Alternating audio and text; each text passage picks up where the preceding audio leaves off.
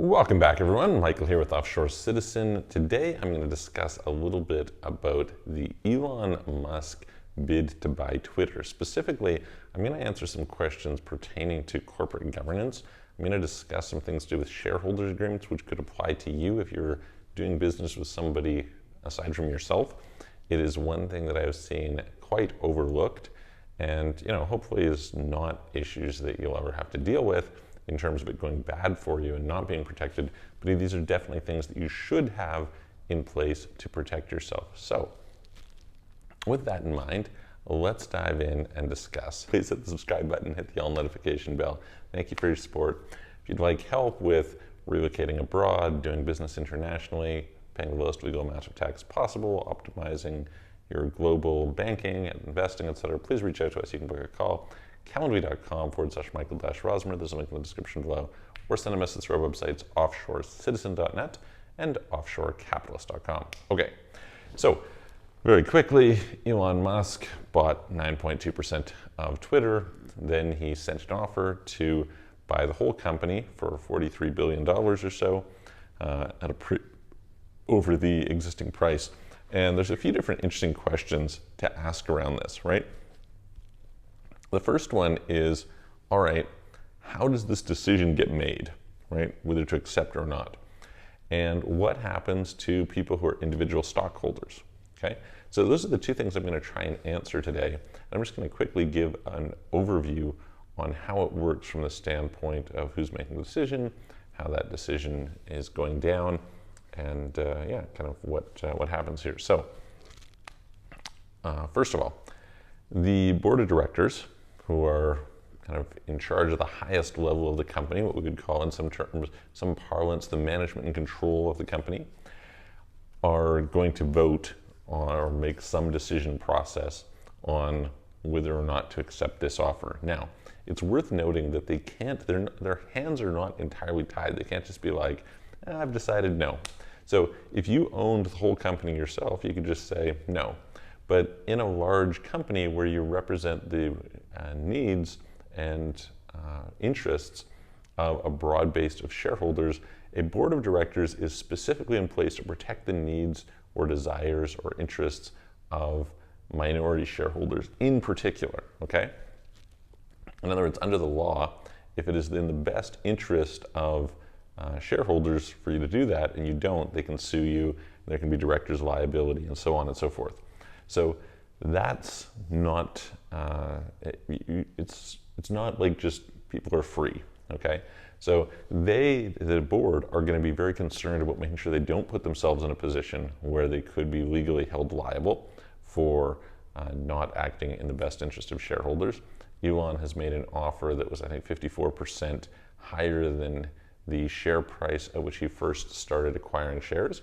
And I think it's around 37% higher than the price of the shares at the time it was that he made the offer. And so because of this, that's a fair premium, right? So you have to be able to argue, if you're not going to accept the offer, what's the rationale for doing it? Now, one really clear, easy rationale would be we can get a better offer, right? There's a decent chance, and frankly, the good fiduciary responsibility would be to say, okay, well, hang on a second, let us go out to the market and identify whether there is some buyer who is willing to pay us better than you're willing to pay us. Okay, so that's kind of the first thing that is relevant here. The second might be they may decide to, for example, say, hey, we believe that the company is worth more, and so that's an insufficient amount, and they could get themselves into some trouble with that because it could be a hard thing to go after and the shareholders could come after them for it, and that gets kind of complicated. The other thing that could happen is they could put it to a vote of the shareholders and say, okay, what do the shareholders think? Now, what about if they actually accept the offer, right? Which, for the record, I don't think that they will just accept the offer. I think that they will, at the very least, put it out to bid looking for a better offer. And whether there will be a better offer forthcoming, that's a whole other conversation, but they'll probably do that. And my thoughts are it's unlikely a deal gets done. I don't think that they really want to sell to Elon, but we'll see. Anyway, and by they, I mean the board. And that part of the whole reason here that I think it's worth noting is that there's a bit of a conflict of interest between the board members and the shareholders, right? Because the board members are being paid a salary to be on this board, in all likelihood. They're getting some compensation for it, as well as prestige and a bunch of other things. So they're basically going to lose a job when Elon buys the company, if he does. And so that's bad for them, right? If they are significant shareholders, okay, that's a little bit different, but most of them are not. And it would be pretty normal that you have board members who are not significant shareholders in the company. So on the flip side, significant shareholders might stand to miss out on an opportunity to get, a 37% premium on their stock position or whatever else. Okay, so that's worth being aware of. Now, this comes to what will happen. So if the company sells, it's pretty simple. The people who are holding the stock will get cash paid into their brokerage account as though they had sold for this higher price, as opposed to having the shares. Now, what some people might ask is, well, hang on a minute, don't I get a say in this? What if I don't want to sell, right?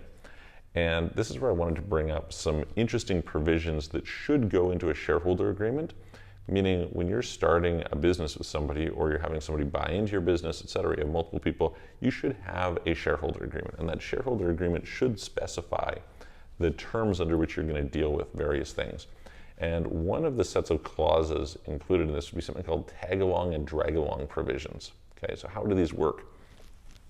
So tag-along provisions would be if another shareholder is selling their shares, that you get to tag along, meaning that the person has to buy yours as well as theirs. And you can think just pretty logically of why this would be. This is so that you don't end up in a situation where if you get bought out, that somebody else buys out your partner, that you don't get caught with a partner who you don't want, okay? So let's just say that me and a friend, we get together, we start a company, we like each other, we like working together, this is great. And at some point, we could use an example of they say, hey, listen, they find somebody who wants to buy their shares, and that person goes to buy, and I'm like, well, hang on, I don't like that person. That person's a loser. They're an asshole. Like, they're definitely not. I signed up to be in business with you, not with them. So for this purpose, I would have a tag-along provision in the contract that would allow me to basically force that the person can't buy them out without buying me out. Okay, so that's one scenario. Another one is drag-along provisions. And drag-along provisions are kind of the opposite, right? Which is, say the large shareholders of the company decide they want to sell the company, and there's a bunch of minority shareholders, maybe they have, a few percent each or whatever it is, and those people maybe don't want to sell, but for the buyer, it has to be an all or nothing deal. So in that particular case, they can be dragged along, right? Meaning that if it turns, basically they're automatically included in the sale and they don't really have that choice. Now, of course, you can't use this to violate minority shareholder rights, right? So if it's, you're doing something that's abusing the minority shareholders, then that's not proper. This is where we get into corporate governance. And again, like I said, the idea of corporate governance is to protect the rights of the shareholders and to make sure that people are doing things in a legal way. Directors are essentially fiduciaries. And in particular, the laws in a lot of these places are designed to protect the minorities, which is for really logical reasons. So anyway, that hopefully gives you a little bit of context around corporate governance. Corporate governance is super important. Like, to give you some idea, from an asset protection standpoint, there is not a single case in US history where a public company has had the corporate veil pierced, which is super interesting, right? So in other words, if you were a shareholder of a public company, there's not a single time where a lawsuit, et cetera, has managed to pierce through the corporate veil to result in you being exposed personally for liabilities that might have been taken on at the company level.